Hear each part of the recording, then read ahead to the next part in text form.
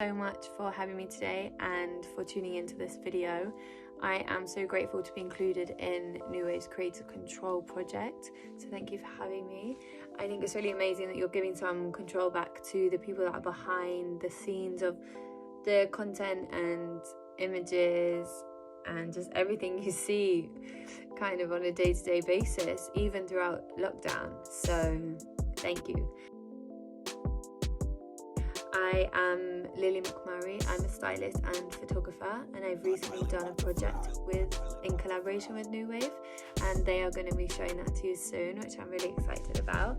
I guess really inspired by how people have adapted to this period of isolation. The industry kind of shut down or took a minute right at the beginning, and then I think people were really quick and driven to find new ways to adapting. So many photographers have inspired me in how they've been shooting from home, and I'm really excited to see what the fashion industry does in adapting. I think it's realised that it has to be a lot more conscious of a lot of things, and I look forward to seeing how they progress, and starting with Virtual Fashion Week, which is happening soon. So yeah, the project that I did with New Wave is called Stillness, and I basically kind of wanted to reflect my current situation and isolation and kind of do a project that I probably wouldn't have done if I hadn't been where I am for such a concentrated amount of time. So what I did was I know a lot of creators were feeling kind of uncertain in this time, and that a lot of people in the world are also feeling very, very uncertain, and people's minds were kind of racing and everyone was searching for clarity. And that's why I called it Stillness, because I felt like a lot of people had been either forced into stillness because they hadn't stopped for such a long time, and it's really easy to do that in kind of modern day, especially if you're in cities, and especially if you're a freelancer, because I think it's really easy to just keep going all the time. I kind of just wanted to demonstrate the fact that either people have been forced into stillness, or that people were just kind of taking a minute, maybe even partly by choice. Yeah, just to kind of reflect the change in pace. I basically wanted to use the vast kind of backdrop I had, which is very green. I've been isolating outside of London, so it's kind of very green, just quite vast landscape. So I really wanted to use that, and I've been very lucky that my sister is isolating with me also, and we haven't lived together in a long time, so I am really grateful that she was happy to model for me. So I kind of wanted to demonstrate that by putting her in the middle of a shot with a vast background, that this was a big issue. Obviously everyone knows the coronavirus has been kind of a global issue, so just to show kind of that space and the vast nature of this period of time. But also I didn't want that to seem intimidating. I wanted it to kind of seem peaceful, so the lighting, I decided to just use really natural lighting. I shoot on film.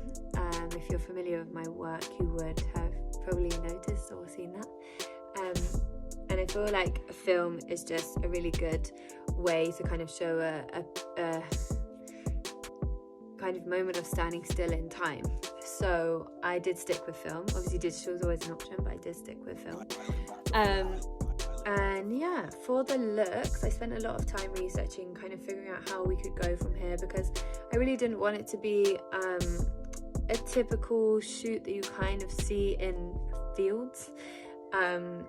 I did want it to be a little bit different, and I didn't want it to be like kind of floaty in that respect. So I decided to go for really kind of strong cut shapes with the look. I wanted it to be quite modern, and I'd had a few graduate designers that I wanted to get on board, and I'm so grateful to them. Their work's amazing, so it will be tagged and shared everywhere, so have a look at those. I wanted it to be inclusive through the looks, and I wasn't initially sure how to do that, because obviously my model was was my sister, and I was just using the one person.